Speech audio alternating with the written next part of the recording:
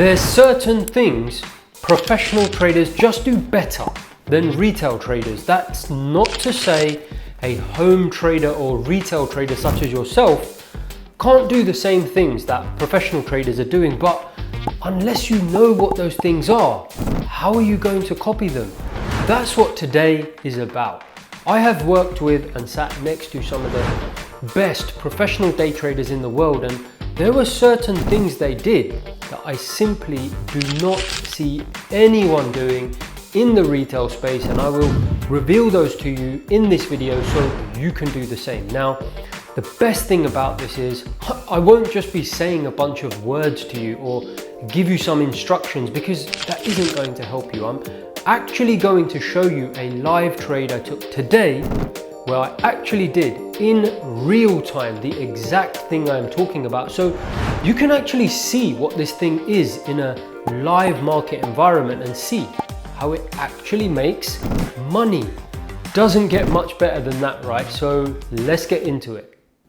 Okay, so as promised, the live market in real time as I was trading it, you can see the market is moving up and down, my live account here, so you're actually going to get to see me trade it. But before we do that, just want to remind you that I will be revealing exactly what I was talking about in the introduction. Something I see professional traders doing that I simply do not see retail traders doing, and you're going to see that. But just a couple of minutes before we get into that, as you can see, I've just taken a trade here. I've got short. Let's actually just literally 2 minutes have a think about why I might have done that before I show you in detail what I was alluding to at the start of this video. So just stick around for a couple of minutes before I reveal that. Have a look at what the market's been doing leading up to this point, okay? So don't worry too much about a lot of the stuff that you see here if you're not familiar with it. Obviously, if you've seen any of my videos before, professional traders are using a little bit more finer detail than you might see on retail trading charts. Kind of makes sense. Details matter. But don't worry too much about all of that. This is market profile. It's really just a simplified version of what the market's been doing on a particular day. If you think about it, this represents an entire day. Okay, this little block here. How much easier is that on the eye than seeing a whole day across your screen? Do you see, it's very difficult to analyze when you have an entire day plastered across your screen, because there's going to be a lot of noise. What market profile does is it allows professional traders to compact all the information into one tiny block so they can read it a lot easier. So going back to thinking about what that represents, if this is one day and then this before it is another day, can you almost see the days have been moving down slowly, and then we've opened up today outside of the previous 2 days, and just the kind of tip of the previous day is marked here. All right, so you can see overnight we've kind of been struggling at that area, okay, and the market's come up into that area again during the session. So let's just clarify that here. Can you see some strong buying has come up? Okay, we know that the market's been kind of drifting downwards and rejected the sort of tip of yesterday overnight. So we probably want to kind of go with that, right? The sentiment is very, very negative. So it's quite unusual that we've seen such strong buying. It's something we can potentially take advantage of, okay? So this isn't what I was alluding to at the start of this video, where I said I see a lot of professional traders do something that I don't see retail traders doing. We're going to get to that, okay, in just 1 minute. I just want to explain to you why I actually got short here. So I've almost there. As I said, the market's been drifting down. Much clearer when you use something like market profile. You can see the natural drift of the market the last 3 days coming into today. This is today. Now I've seen this unusual buying.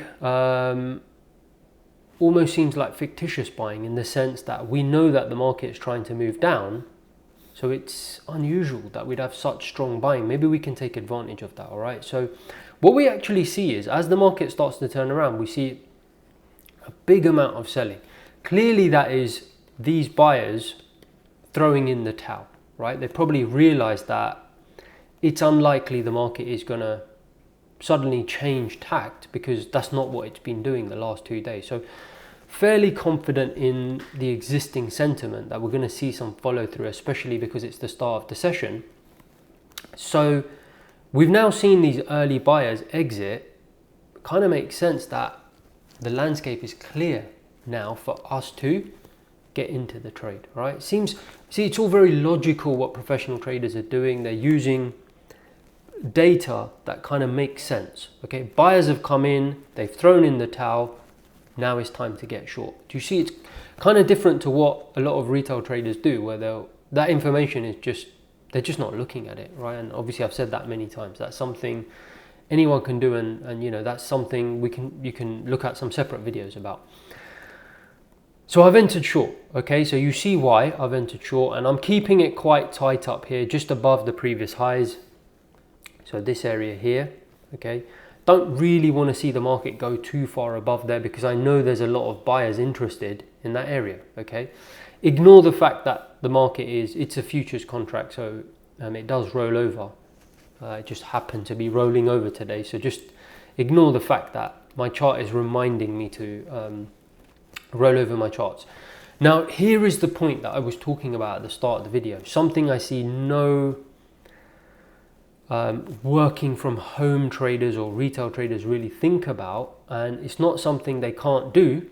I'm just pointing it out, so perhaps you can start thinking about this. Very, very interesting, okay? Can you see the market has actually started to go against me? So let's just clear this up a little bit. I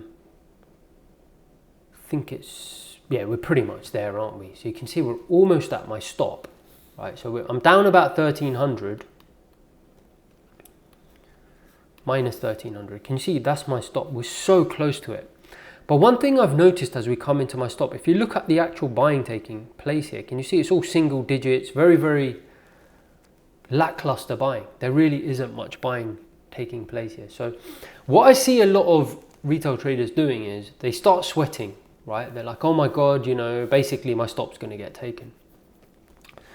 What I'm saying professional traders do is they don't really think like that. They don't think, oh my God, you know, my stop is about to get taken. They understand the stop is there for a reason, right? That is defining the risk that they are willing to take. So you hear that word, willing to take. If you've decided that is the risk you're willing to take the risk, okay? So what I've actually done, just to prove my point, is I've then added more, because as I said, we didn't see much buying coming in here. The buying was very lackluster, single digits. I've actually added to the trade, okay? What I normally see retail traders doing is they'll come here, they'll think, oh my God, my stop's, forget it, the trade's almost done. I've lost this trade. As soon as I get back to break even or relief, I'm going to take the trade off, okay? So again, professional traders' mindset is completely different. They've already accepted that this is the risk, and they actually go one step further. They're taking advantage of that, because think about risk reward, okay? My risk reward, initially, I would have been looking to get in here, and you'll see if I am targeting around that area. So maybe 1.5 to 2 to 1 risk, right? I've spotted an opportunity to change my risk reward.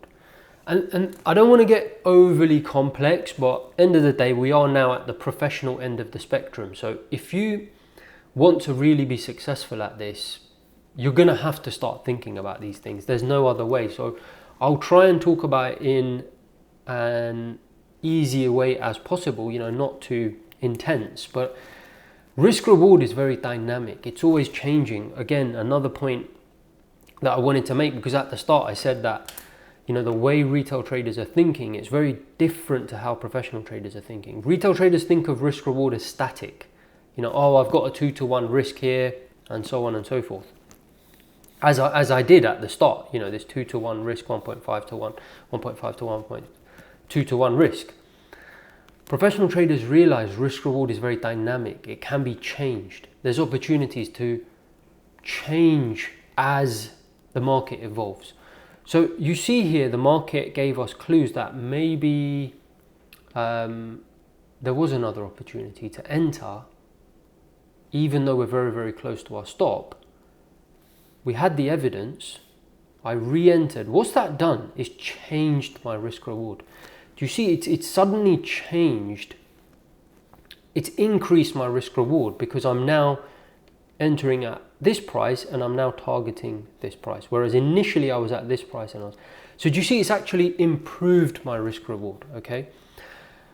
Again, don't want to get overly complicated. Doesn't mean if you enter or add to a trade at a worse price, that's also not a good thing, because the probabilities are changing there, because the market has had this rejection. You've then come in back into a favorable area. So don't necessarily want to get into that right now, because probability is also changing. The probability P of the trade working out is also changing as we go along, right? So that'll be a factor. Let's just, rather than making it three-dimensional, let's just think about two-dimensional risk right now. So just purely risk reward from a 1.5 or 2 to 1, you know, like a 2 dimension. So as discussed, by actually entering in this area, we've improved our risk reward. Do you see how different that is? Okay, this is, cannot explain how crucial it is to start thinking like this, where you've improved your risk reward as opposed to being worried that the market is about to take you out. It's, you know, and I'm almost lost for words, because it's such a sea change in thinking. You know, typically the thought process is, oh my God, I'm going to get stopped out, to actually embracing the fact that the market has gone against you. You're cool as a cucumber, and actually what you're doing is you're looking, what is the market actually doing when it does go against me? You know, is it presenting an opportunity for me to improve my risk reward, or is it actually something I genuinely need to be worried about? Okay, so just wanted to show you, do you see how different it is when you actually see it in a live environment, rather than me just talking at you and just saying that this is something you need to do? Okay, big difference, okay? So anyway, I think I made my point.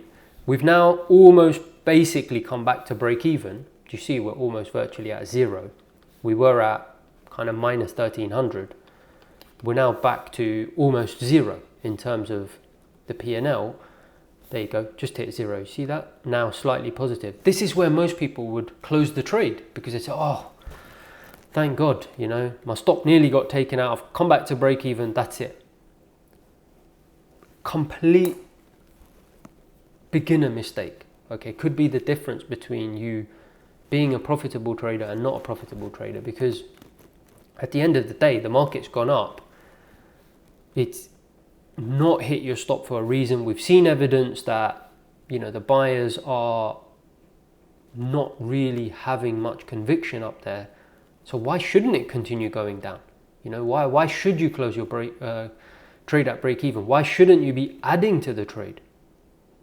What a great opportunity to turn a trade that almost went into a loss into an even bigger winner, because you increased your risk reward. All right, so I think I've spoken enough there. Let's just play it out. I'm going to fast forward it really quickly, just to show you that everyone was seeing what I was seeing. I think it was quite obvious at that stage, because of that, not necessarily price action, but price action combined with volume that we saw in this sensitive area at the top, very close to where the stop was. And you can see the market did eventually really rattle its way downwards, okay, as a lot of the sellers realized that, what was going on, and obviously the buyers were capitulating in the end. Okay, so you can see, and in fact it did actually go a little bit lower as well, past the take profit point, you can see there. So just to summarize, in total, plus 3,050. Okay, so minus 1,300 drawdown. A lot of retail traders might have been a little bit stressed about that and taken the trade off at zero, given the opportunity. Plus 3,050. Can you see the difference? How important it is to recognize where these opportunities present themselves to increase your risk reward in a dynamic sense, or just really understanding that risk reward is not static. Okay, Do you ever hear people talk about this? It's always, you know, this is your risk reward, it's fixed. It's not. Professional traders realize that it's constantly changing. Okay, now, final point in terms of everything else you saw there. If you're interested in learning obviously about professional trading, check out one of my other videos, in particular this one that you see on screen right now. Have a fantastic week.